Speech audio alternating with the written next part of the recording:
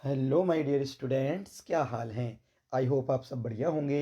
मेरे प्यारे बच्चों, एक बार फिर से स्वागत है आपके अपने परिवार मनोज कोचिंग सेंटर में।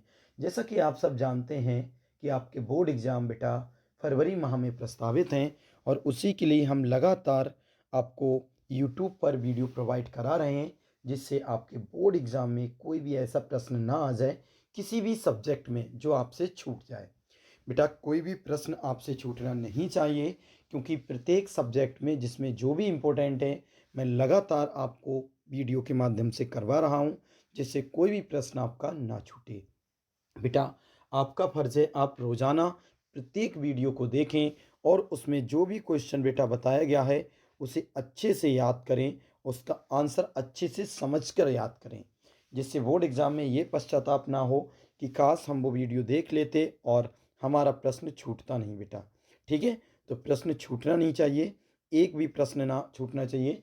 प्रत्येक वीडियो आप देखते रहें और अच्छे से बेटा कोर्स को समझते रहें।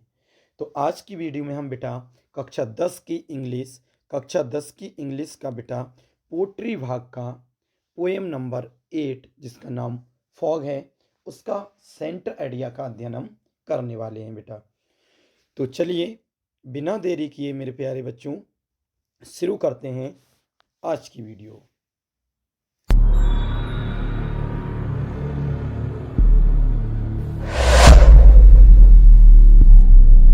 देखिए मेरे प्यारे बच्चों, सबसे पहले क्वेश्चन है right the central idea of the poem.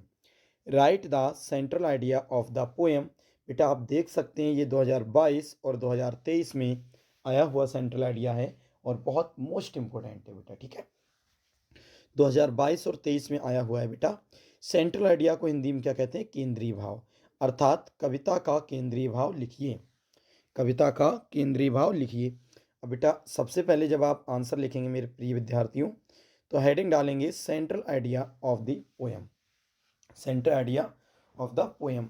अब एक एक लाइन को आप ध्यान से समझना, क्योंकि मैं प्रत्येक लाइन की हिंदी बताऊंगा। यदि आपको हिंदी अच्छे से आ गई तो बेटा सेंट्रल आइडिया लिखने में कोई परेशानी नहीं होगी। चलिए देखते हैं। Fog is a short poem. बेटा फॉग नाम की जो कविता है, फॉग नाम की जो कविता है, फॉग किसे कहते हैं बेटा? कोहरे को। ये सर्दियों में आता है, नहीं आता? ऐसे अभी आ रहा है कोहरा। तो fog is a short, short मतलब छोटी, पोएम मतलब कविता। Fog is a short poem यानी कोहरे की जो कविता है वो एक छोटी कविता है, या फॉग इज छोटी कविता है। ऑफ कार्ल सैंडबर्ग, कार्ल वर्ग के द्वारा लिखी गई है। तो कार्ल वर्ग के द्वारा लिखी गई फॉग एक छोटी कविता है। ठीक है बेटा, कार्ल सैंडबर्ग के द्वारा लिखी गई। कार्ल सैंडबर्ग कौन है?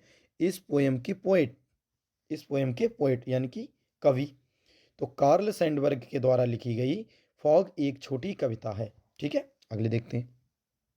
In it he reflect his interested in the natural object of the world.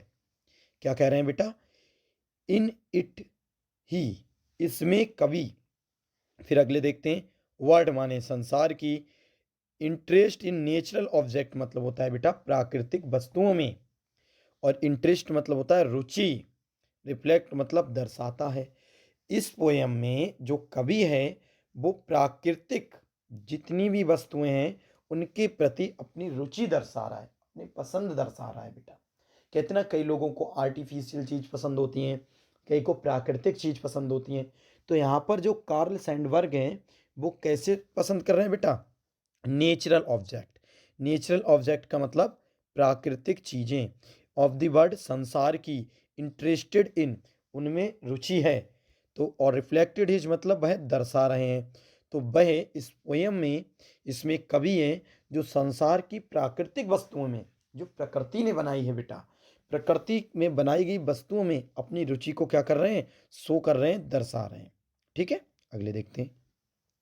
He compares the, वह तुलना कर रहे हैं, अराइवल टू फॉग, जो कोहरा आता है, अराइवल मतलब बेटा आना, जो कोहरा आता है, डेट ऑफ अ किटिन, किटिन मतलब होता है बेटा बिल्ली का बच्चा, साइलेंटली एंड स्लोली, चुपचाप, साइलेंटली मतलब चुपचाप, और स्लोली मतलब धीरे से।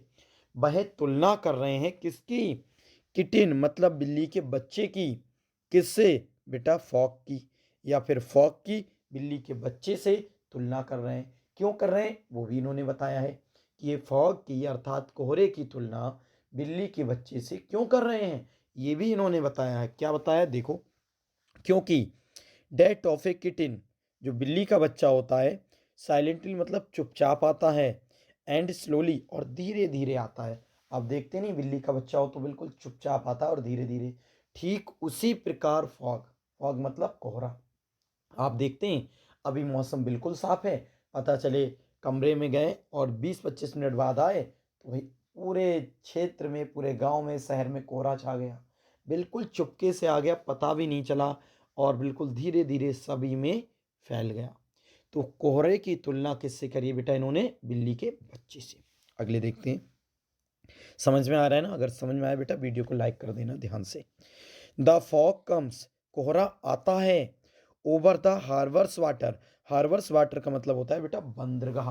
बंदरगाह जानते हो जहाँ पानी वाले जहाज रुकते हैं, वो जैसे ट्रेन रुकती है वो रेलवे स्टेशन होता है, हवाई जहाज रुकते हैं वो एयरपोर्ट्स होता है, उसी प्रकार जो बंदरगाह होता है वो हार्वर्स वाटर्स को कहते हैं बेटा।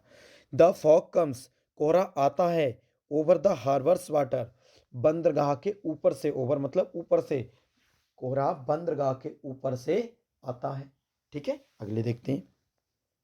द पोएट डिस्क्राइब, पोएट ने बताया है, दर्शाया है, क्या दर्शाए, अबाउट द स्ट्रोंग इमेज, बहुत मजबूत छवि को दर्शाया है।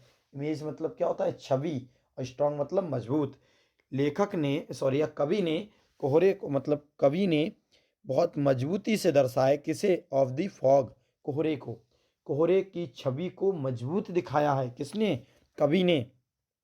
In the form of a cat, किसके रूप में, बिल्ली का रूप बताता है। मतलब कवि कह रहे हैं कोहरे की शक्तिशाली आकृति को एक बिल्ली का रूप बताता है। कोहरे को क्या बताता है बेटा, एक बिल्ली का रूप बताता है, कौन, कवि। अगले देखते हैं। It cover the whole city, it माने यह, कवर माने ढक लेता है या अपने आगोश में ले लेता है, किसे, होल सिटी मतलब पूरे शहर को, एंड द हार्बर और बंदरगाह को। कवि कह रहे हैं कि कोहरा जो होता है पूरे शहर को और बंदरगाह को अपने आगोश में ले लेता है, अपने आप में ढक लेता है। समझ में आया बेटा? तो ये था आपका सेंट्रल आइडिया, छोटी सी पोएम है, पहले ही बोल दिया गया है बेटा सेंट्रल आइडिया में शॉर्ट पोएम है, तो शॉर्ट ही सेंट्रल आइडिया होगा। अब आपको मैं एक बार अच्छे से केवल हिंदी हिंदी बता दे रहा हूँ जिससे आपको बहुत अच्छी समझ में आ जाए। पहली लाइन में क्या कहा था बेटा, fog is a short poem of Karl Sandberg, अर्थात कार्ल सैंडबर्ग के द्वारा लिखी गई फॉग एक छोटी कविता है। अगले हैं, in it he reflected his interested the natural object of the world, उनका मतलब है कि इसमें कवि कह रहा है कि संसार की प्राकृतिक वस्तुओं में वह अपनी रुचि दिखा रहा है। कौन, कवि। संसार की जो भी प्राकृतिक वस्तु होती हैं, पेड़ पौधे नदी झरने, फॉग, उन सब में वो क्या कर रहा है, अपनी रुचि दर्शा रहा है। He compares the arrival of the fog to that of a kitten silently and slowly, और वह तुलना कर रहा है, कौन, कवि, किसकी, कोहरे की तुलना कर रहा है बिल्ली के बच्चे से, कि जिस प्रकार एक बिल्ली का बच्चा बिल्कुल चुपचाप धीरे धीरे कमरे में या घर में आ जाता है, उसी प्रकार कोहरा भी संसार में चुपके से और धीरे धीरे आ जाता है। फिर अगले है बेटा, the fog comes over the harbour's water, जो कोहरा होता है वो बंदरगाह के ऊपर से आता है। The poet describe about the strong image of the fog, कवि ने कोहरे की एक शक्तिशाली छवि को बताया है, in the form of a cat, बिल्ली के रूप में, बिल्ली के रूप में कोहरे की एक मजबूत छवि को बताया है। It cover the whole city, क्योंकि ये पूरे शहर को, एंड मतलब और द हार्बर, और पूरे बंदरगाह को अपने आगोश में ले लेता है, अपने आप में ढक लेता है। बताओ मेरे प्यारे बच्चों, वीडियो पसंद आई बेटा? अगर ये पसंद आई हो लाइक कर देना, कमेंट्स भी करना, और हाँ, यदि आप वाकई हमारे स्टूडेंट्स हो और आपको कुछ समझ में आ रहा है तो वीडियो को लाइक, कमेंट्स और शेयर अवश्य करना, ये ध्यान रखना बेटा। ठीक है, तो चलिए माय डियर स्टूडेंट्स, मिलते हैं किसी नेक्स्ट वीडियो में। तब तक के लिए थैंक्स फॉर वॉचिंग। मस्त रहिए, खुश रहिए, पढ़ते रहिए, और आप सभी को जय हिंद, जय भारत।